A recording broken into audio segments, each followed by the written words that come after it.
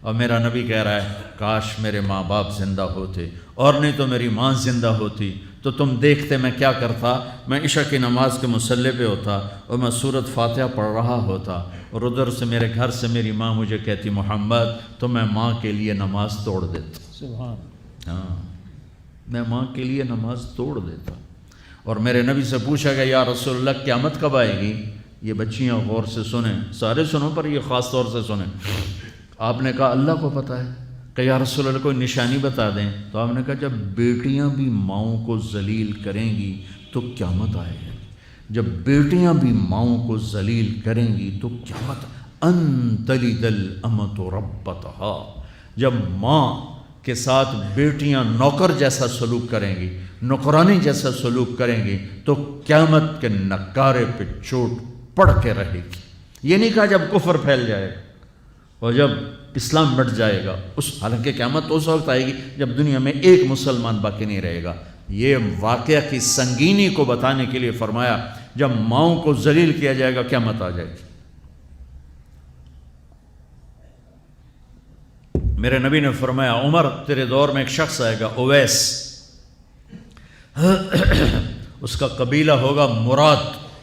آگے سب کاسٹ ہوگی قرن، اویس بن عامر، اسے دعا کروانا، وہ کالے رنگ کا ہوگا، چھوٹے قد کا ہوگا، اور اس سے دعا کروانا، دعا تو بھی کروانا، علی تو بھی کروانا، علی اور عمر، اویس ان کے لیے دعا کریں۔ انہوں نے پوچھا کیوں؟ کہ اس نے ماں کی خدمت کر کے اللہ کو اتنا راضی کر دیا ہے، جب وہ ہاتھ اٹھاتا اللہ خالی نہیں لوٹاتا۔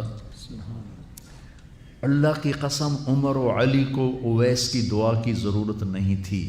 امت کو پیغام دینا تھا کہ مائیں ذلیل ہو رہی ہیں آج، اور باپ جوان اولاد سے چھپتے پھر رہے ہیں، تو میرے رب میرے نبی نے یہ آگے پیغام دینا تھا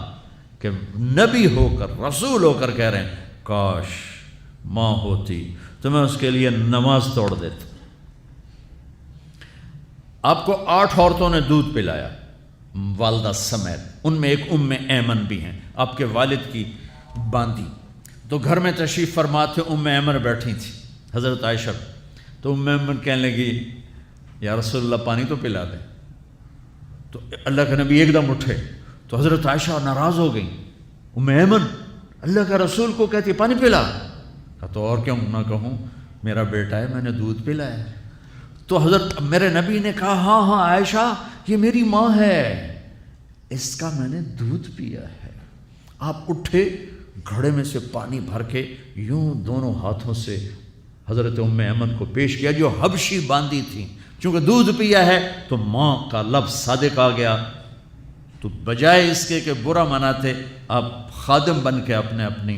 ماں کو دودھ پلانے والی ماں کو آپ نے، حضرت حلیمہ سعدیہ تشریف لائیں، آپ نے اپنی چادر بچھا کر اس کے اوپر بٹھایا۔ حضرت عمر کا دور خلافت آیا، وہ ہر سال حج کرتے تھے، اور بھائی کوئی اویس ہے وہ ملتا ہی کوئی نہیں تھا، 3-4 سال گزر گئے تو کہنے لگے سارے حاجی اکٹھے ہو جاؤ بھائی، سارے